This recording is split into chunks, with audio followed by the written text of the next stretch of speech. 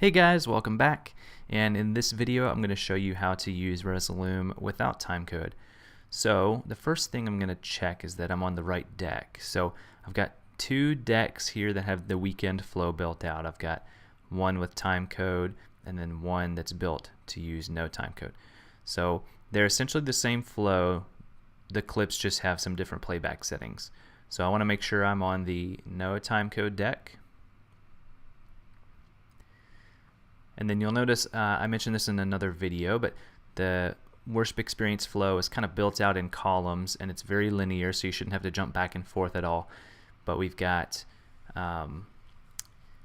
every song has two columns just like we had with Resolume, with the exception of the song before the sermon. That one's going to have three columns.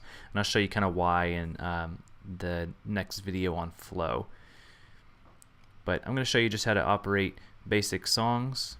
And I've got the Ableton session pulled up here, so I'm just going to fire this. 1, 2, 1, 2, 3, 4. So our first thing is the 2-minute countdown, so we'll want to go black for that as soon as the 2-minute countdown starts. And I'm just going to jump ahead here to the beginning of the first song. 1, 2, so we're kind of waiting for the click track to start.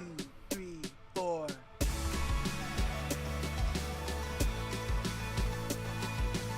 And we wait for the count off.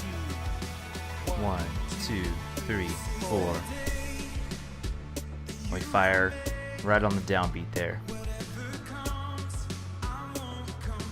1, 2, 3.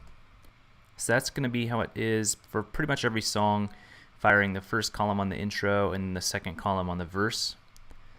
And the first column shouldn't have lyrics on either, so you shouldn't have to worry about lyrics coming up early or anything like that. They should only come up once we start the second column and we get into the verse. So that's a pretty basic process for song to song. Now let me show you how to go to a different cue point. Say you missed this verse cue and you need to catch up. So let me just demonstrate this. Let me just play this back. So let's say we're in Grateful and I have my intro here, 1, 2, 1, 2, and 4. oh shoot, I missed that cue, and I go to this column and now we're really far behind. So what I'm going to do is I'm going to fade my lyrics out, and then I'm going to go to the deck for Grateful. I'm going to pause this real quick just so I can explain what's going on here. And these decks don't usually take this long to load. That's just my computer doing a lot of work right now. But inside every song, or rather I guess I should say each song has its own deck.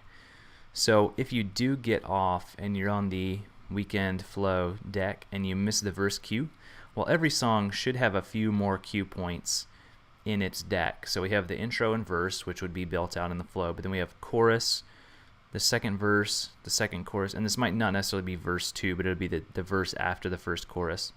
And we've got the second chorus and then the bridge. So those are the cue points might be a little bit different, but those are kind of the standard cue points that we're going to have for every song. So let's say we need to catch up and we totally missed our verse cue and we're coming up on the chorus. 1, 2, 3, 4. I can fire the chorus here just by clicking on it, push the lyrics back up, and we should be back on track.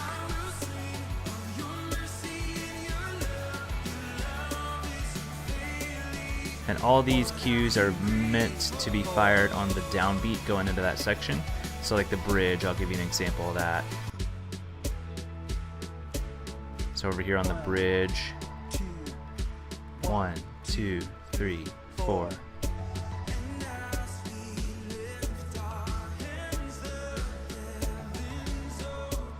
So that's just some really simple navigation to some of the different parts of the song in case you missed that first verse cue point. And if anything else goes wrong, you could just bring the lyrics fader down and let the visuals run. So in the next video, I'm going to show you guys how to use flow content just to cover any other situation that we might come across that we didn't plan for. So see you guys in the next video.